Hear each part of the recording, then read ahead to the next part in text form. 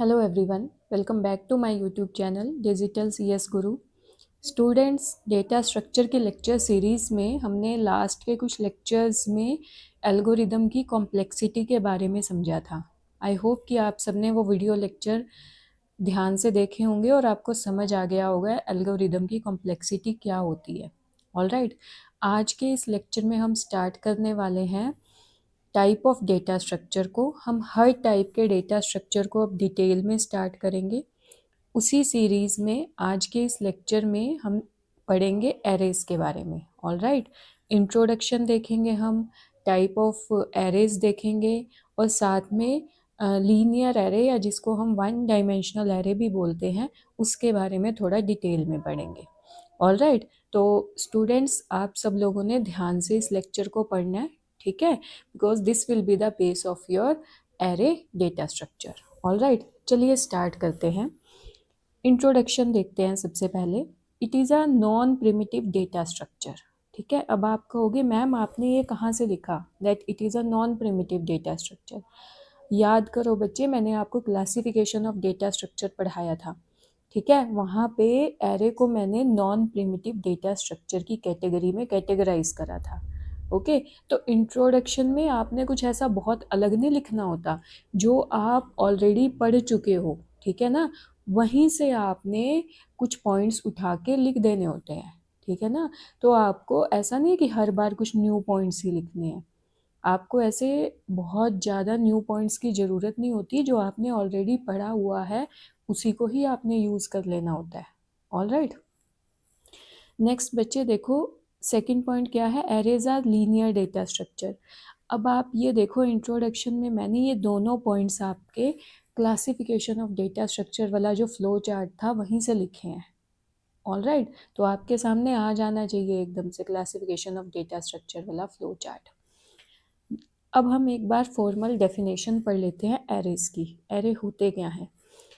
देखो बच्चे, an array is a finite ordered collection of homogeneous same type data elements. Alright, अब इसका क्या मतलब है बच्चे? वैसे तो हम थोड़ा बहुत इंट्रोडक्शन में पहले भी पढ़ चुके हैं, but this is the formal definition of your array data structure.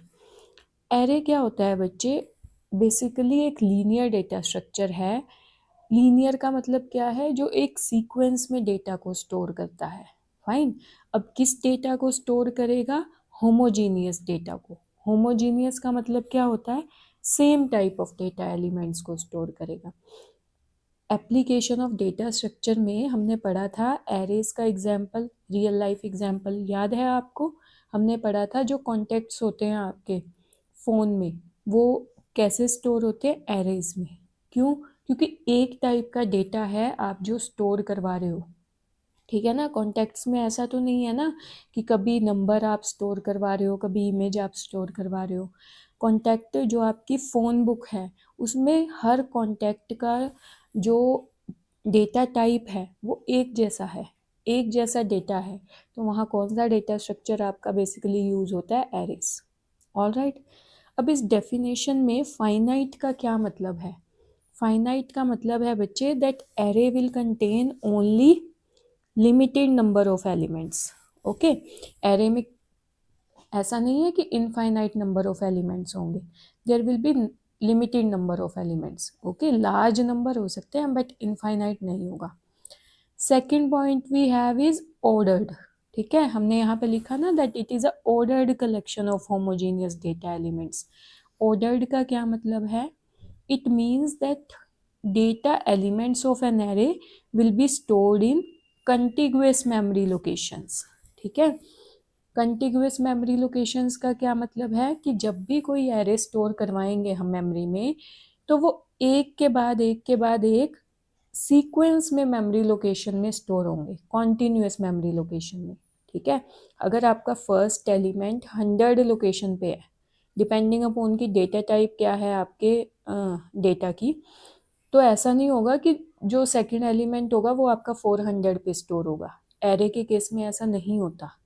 ठीक है, एरे के केस में सपोज अगर आपका फर्स्ट एलिमेंट 100 पे है और आपका जो डेटा है वो इंटीजर डेटा टाइप का है, तो जो सेकंड आपका डेटा टाइप होगा वो 102 पे स्टोर होगा। ठीक है। थर्ड वाला होगा जो स्टोर वो होगा 104 पे। तो ऐसे एक सीक्वेंस में ही स्टोर होता है। ओके, तो यही मतलब है आपका ऑर्डर्ड का। फाइन। तो आपने देखो 4-5 चीज़ें हैं जो आपने एरे जब भी आएगा पेपर में तो आपके दिमाग में आ जानी चाहिए। कौन सी हैं वो 4-5 चीज़ें? First, it is a non primitive data structure. Second, linear data structure है।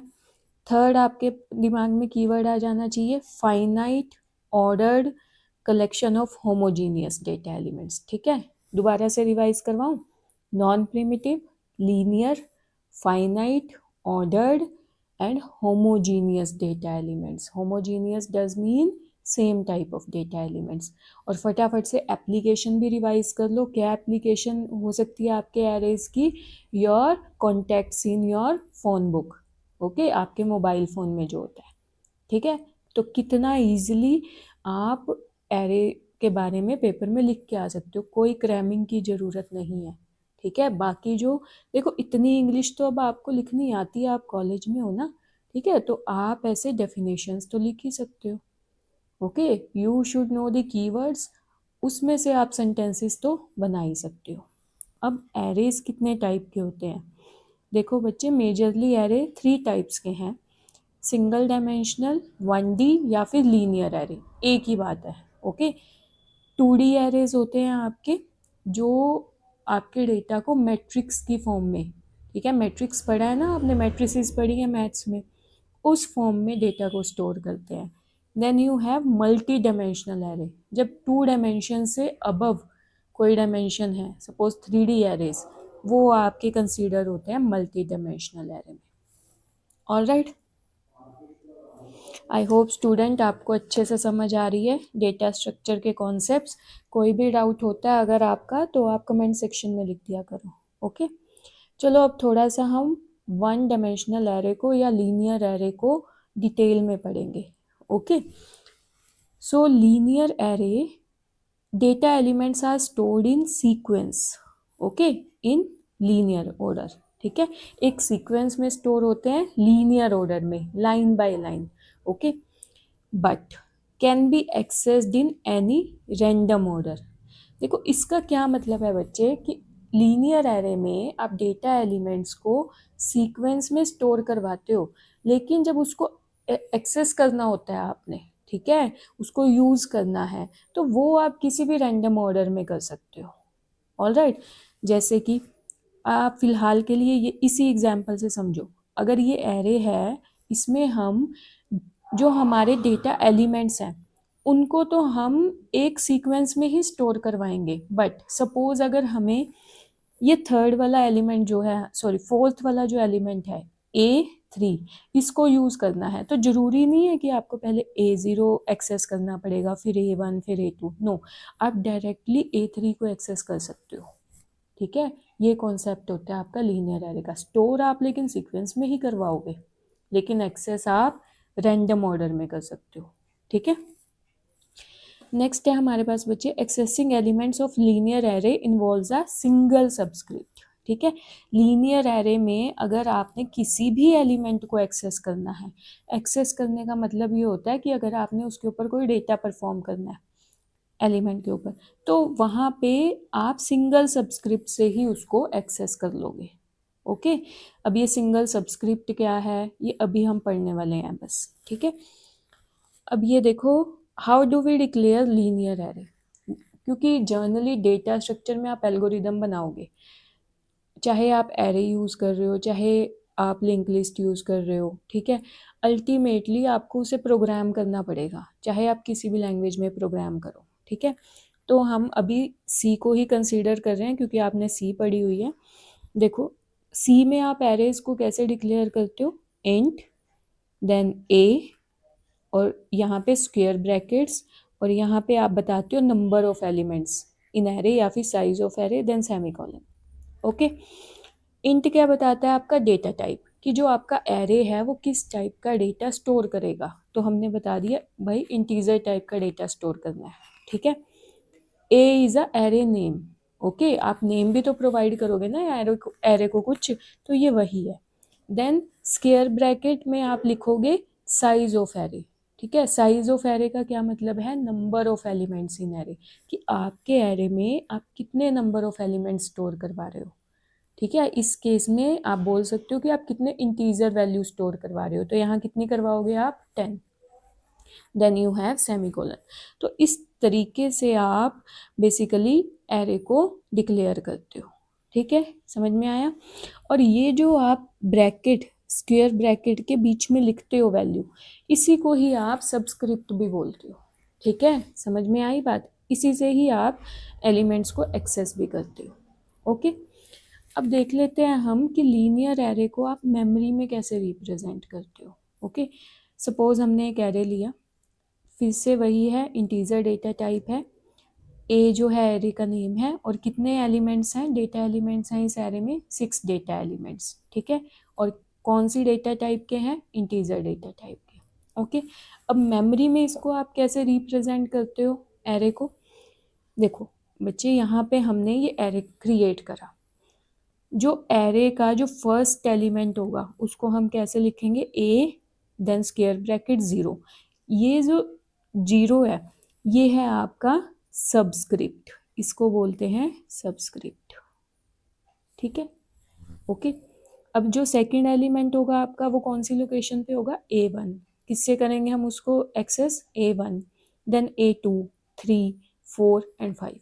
ठीक है, अब आप कहोगे मैम आपने फर्स्ट डेटा एलिमेंट को A0 क्यों लिखा, A1 क्यों नहीं लिख दिया।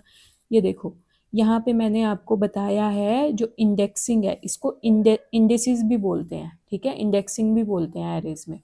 जो इंडेक्सिंग है आपकी लीनियर एरे की, वो 0 से भी स्टार्ट हो सकती है, 1 से भी, और किसी रैंडम नंबर से भी हो सकती है। आप A5 से भी स्टार्ट कर सकते हो। बट बच्चे, आप कोई भी एक पैटर्न लेके चलो, किसी भी एक चीज़ को रेफर करके चलो, या तो 1 से ही स्टार्ट करो। ठीक है, आइडली हम ईज़ के लिए, क्योंकि कंप्यूटर सिस्टम का थोड़ा स्ट्रक्चर ऐसा है, हम 0 को ही कंसीडर करते हैं हमेशा, और बहुत सारी बुक्स भी इसी नोटेशन को फॉलो करती हैं। ओके, तो इसीलिए हम A0 से स्टार्ट करते हैं। ठीक है, एलिमेंट्स तो 6 ही हैं, ये देखो 1 2 3 4 5 6। ठीक है, 5 पे एंड हो रहा है, इसका मतलब ये नहीं है कि 6 एलिमेंट्स नहीं है। ठीक है, क्योंकि 0 से स्टार्ट किया था इसलिए 5 पे एंड हो रहा है, अगर आप 1 से करोगे तो 6 पे एंड होगा। समझ में आई बात। अब मेमोरी में देखो, हमने अभी पढ़ा था कि जो एरे में एलिमेंट्स होते हैं वो ऑर्डर्ड होते हैं, मतलब कंटिगुअस मेमोरी लोकेशन पे होते हैं। कंटिगुअस का मतलब क्या था, अब देखो यहाँ पे इंटीजर डेटा टाइप है, यानी कि इंटीजर की जर्नल कितने बाइट्स की मेमोरी कंज्यूम करता है, 2 बाइट्स की।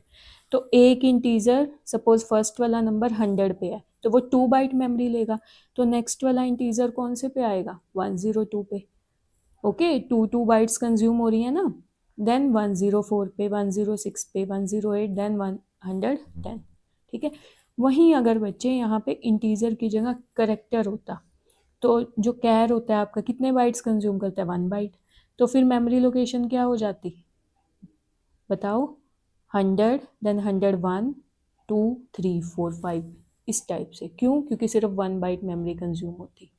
ओके, अगर यहाँ पे फ्लोट होता इंटीजर की जगह, ठीक है, फ्लोट वैल्यूज होती है हमारी, डेटा एलिमेंट्स कौन से होते हैं, फ्लोट वाले, तो फ्लोट जनरली कितनी बाइट मेमोरी कंज्यूम करता है, वैसे ये वेरी करता है कंपाइलर टू कंपाइलर, बट मैं इन जनरल बता रही हूँ आपको 4 बाइट्स। ठीक है, तो फिर हमारा जो पहला एलिमेंट होता है वो किस पे स्टोर हो रहा है, 100 पे, तो वो कितने बाइट मेमोरी लेगा आपकी, 4 बाइट। तो नेक्स्ट वाला एलिमेंट किस पे स्टोर होगा, 104 पे। ठीक है, समझ में आया। तो ये आपको नंबरिंग करनी आनी चाहिए, और ये डिपेंड करती है आपकी डेटा टाइप पे। ओके, समझ में आया। अब कंटिन्यूअस का मतलब ये नहीं होता कि 100 101 102, नो, आपको डेटा टाइप भी कंसीडर करना है। ओके, अब बच्चे यहाँ पे थोड़े से और कॉन्सेप्ट हैं जो आपको समझने हैं। यहाँ पे देखो, जो फर्स्ट एड्रेस होता है, जहाँ पे आपका फर्स्ट एलिमेंट स्टोर हो रहा है, उसको आप बोलते हो बेस एड्रेस या फिर लोअर लिमिट। ओके, और जो ये आपका फर्स्ट एलिमेंट है, इसका जो सबस्क्रिप्ट है फर्स्ट, जैसे 0, इसको आप बोलते हो लोअर बाउंड। ठीक है, LB। और जो आपका लास्ट एलिमेंट है उसका जो सबस्क्रिप्ट होता है आपका, उसको बोलते हो आप अपर बाउंड। ठीक है, अब ये पढ़ना क्यों ज़रूरी था, क्योंकि न्यूमेरिकल्स आ सकते हैं आपके पास। ठीक है, एरे से रिलेटेड। ओके, तो उसमें ये टर्म्स यूज़ होती हैं, इसलिए आपको पढ़ा रहे हैं।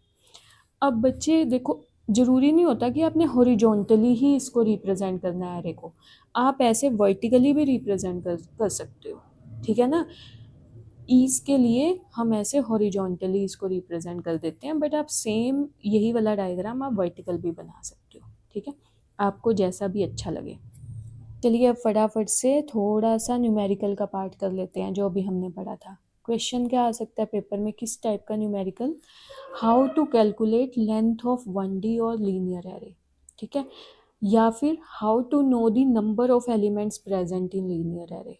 ओके, जैसे सपोज हमें कोई एरे प्रोवाइड करा दिया, ओके, हमें गिवन है कोई एरे, अब हमें पता नहीं लग रहा कि उस एरे में कितने एलिमेंट्स होंगे, ठीक है, गिनने तो नहीं बैठेंगे ना, तो उसके लिए बच्चे एक फॉर्मूला होता है आपका, और ये हर टाइप के एरे के लिए अलग फॉर्मूला होता है। ये जो फॉर्मूला मैं आपको अभी बता रही हूँ, अगर हमने कैलकुलेट करनी है length of 1D, one dimensional या फिर लीनियर एरे, तब ये फॉर्मूला आप यूज़ करोगे, ठीक है।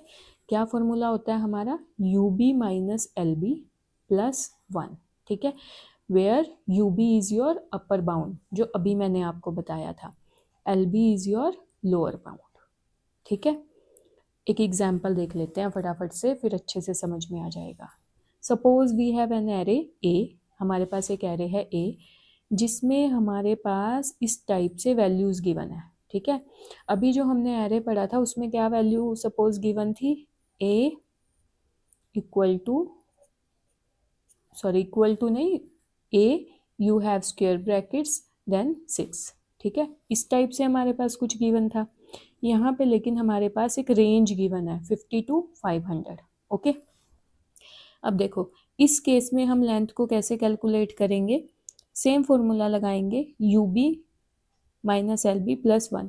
यहाँ पे देखो बच्चे, जो LB है लोअर बाउंड है आपका, वो गिवन है, वो क्या है आपका 50, और जो अपर बाउंड है, कहाँ तक है आपकी अपर बाउंड, 500, ओके। सो 500 माइनस 50 प्लस 1, 450 प्लस 1 451, तो आपकी लेंथ क्या आई है लीनियर एरे की, 451।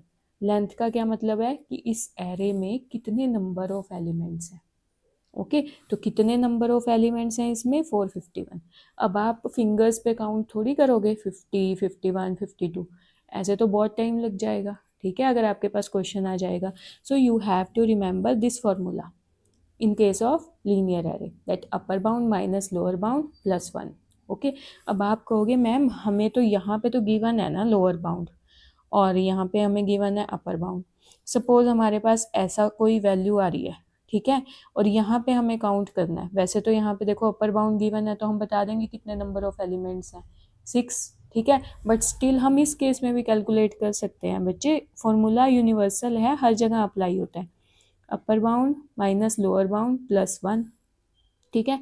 अभी मैंने आपको बताया था कि इंडेक्स कहाँ से स्टार्ट होता है, ज़ीरो से, हम जनरली कहाँ से स्टार्ट करते हैं इंडेक्स, ज़ीरो से, तो अपर बाउंड हमें गिवन है, कितने एलिमेंट्स हैं, 6, ठीक है, बट क्योंकि हम ज़ीरो से स्टार्ट कर रहे हैं तो हमारा अपर बाउंड क्या होगा, 5, ठीक है, लोअर बाउंड क्या होगा, 0 प्लस 1, ठीक है। अब बहुत सारे बच्चे कंफ्यूज हो जाएंगे कि मैम ने ये 5 कैसे लिख दिया, 0 कैसे लिख दिया, यहाँ देखो फटाफट से, ठीक है, मुझे पता है कि आप पक्का कंफ्यूज हो जाओगे, ठीक है।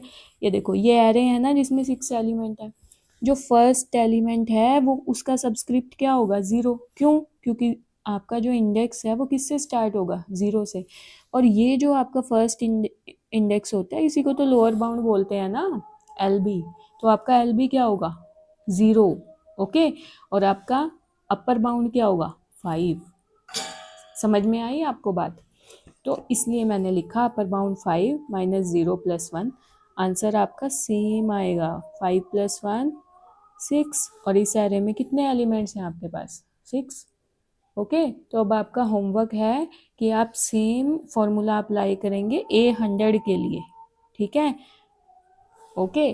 और आप मुझे बताना कमेंट सेक्शन में कि A100 के केस में लोअर बाउंड क्या होगा, अपर बाउंड क्या होगा, ठीक है, ओके।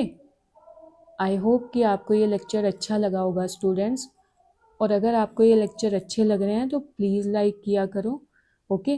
और अपने फ्रेंड्स के साथ, अपने फैमिली के साथ इस वीडियो को शेयर ज़रूर करो।